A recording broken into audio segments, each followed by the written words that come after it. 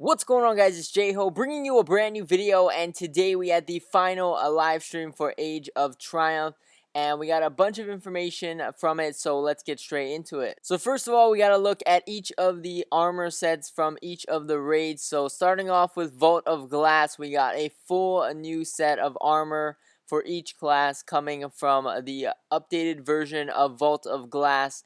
I think this armor set looks really cool. It looks a little bit better in my opinion than the previous one, although the year one or the original set of armor was pretty good in itself. But this set of armor looks pretty cool. I like the ornaments on it as well.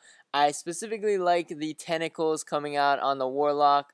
And I also like the Vex features on each of the armor pieces, like the legs on the Warlock, the Hunter. So pretty cool. I like the new updated Vault of Glass armor overall. And then as for the raid weapons, all of them are coming back up to the max light level. I believe the only one that isn't coming back is Black Hammer from Crota's End, and that is because we already have Black Spindle and they turned it into an exotic. So pretty much equal in terms of the Black Hammer. That's pretty much the same weapon. They just turned it into an exotic, and they did it earlier on in Destiny back in Taken King. So that's the only reason why they didn't bring back Black Hammer. But as for all the other weapons, they're coming back and you can earn them up to the max late level. And then as for elemental primaries, they did bring back elemental primaries. However, they are exotics now and they are adept versions of the legendary versions of the weapons. So there's going to be two versions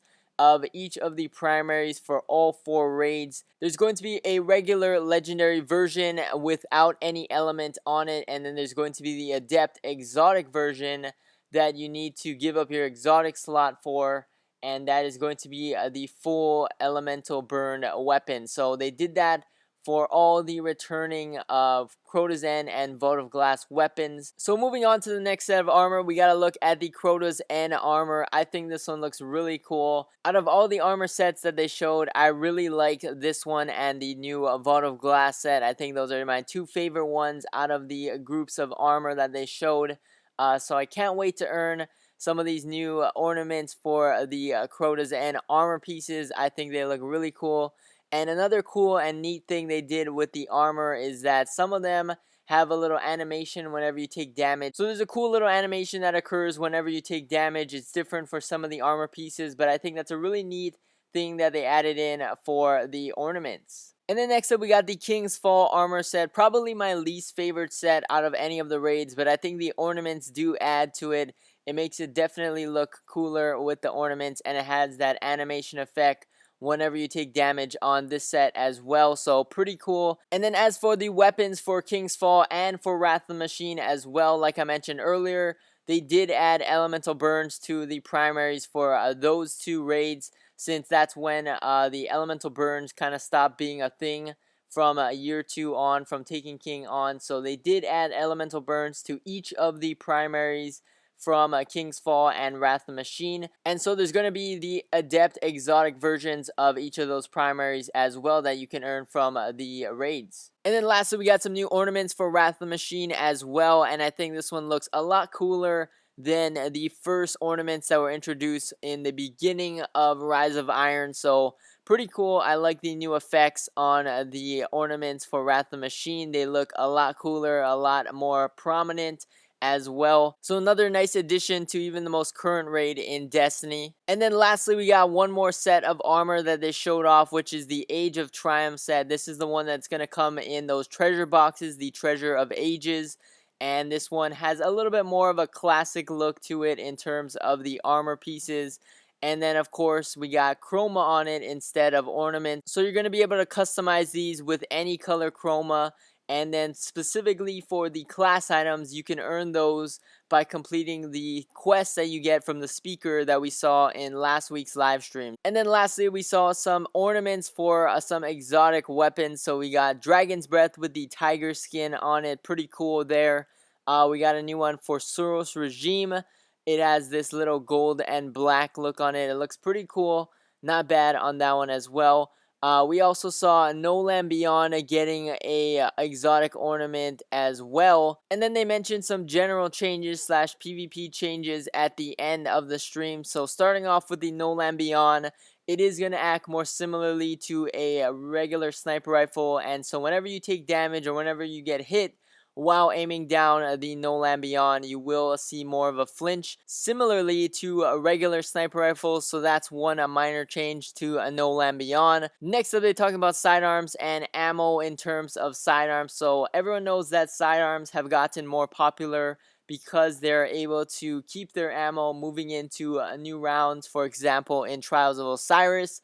And what they did now is that instead of being able to keep all your ammo whenever you pick up ammo with a sidearm, whenever a new round starts in Trials of Osiris or Elimination, or whenever you die, you will spawn in with just one magazine of a sidearm ammo every time, even if you picked up ammo before the round ended. So it keeps it a little bit more balanced. You still have enough to defend yourself if you're trying to grab some special ammo, but you won't have that excessive amount to make it like you don't have to pick up any ammo once you acquire a certain amount in the early rounds of a game. So it's pretty good. It balances it a little bit more and keeps it in check. The next thing is in regards to the Scories artifact. I know Scory has been a very prominent artifact in terms of the conversation, especially in Trials of Osiris, because a lot of teams like to camp back and get the effect of Scories once one of their teammates gets their super. So in order to combat that, especially in Trials, they pretty much made it so that now, in order to activate the Scories perk on your artifact,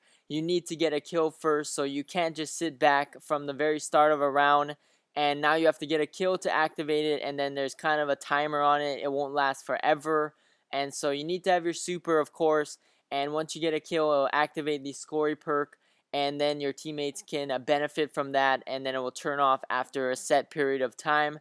So you can't just camp back anymore. It kind of keeps that in check as well and balances it a little bit more in terms of PvP and Trials of Osiris specifically. And then the last big change is in regards to special ammo. So now whenever you pick up special ammo in a PvP, it will act similarly to heavy ammo in the sense that once you pick it up, it will automatically load up your weapon and it will reload it instantly, so you'll have ammo right from the start after picking it up. And I think that's a really good advantage. I think that's a good change overall.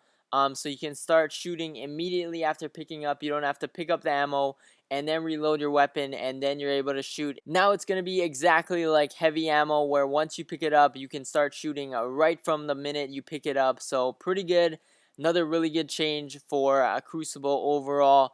That's about it for this video, though. Thank you guys for watching. As always, some pretty cool stuff was shown in this stream. We're going to get the official patch notes coming out next week once the event goes live on Tuesday, March 28th at 10 a.m. Pacific. So can't wait to play some of the new stuff, play the raids once again, earn some pretty cool loot, earn some of the old weapons, old armor, some new ornaments, and all the good stuff coming with Age of Triumph. That's about it once again, though. Thank you guys for watching, as always, and I'll catch you guys in the next one. Peace!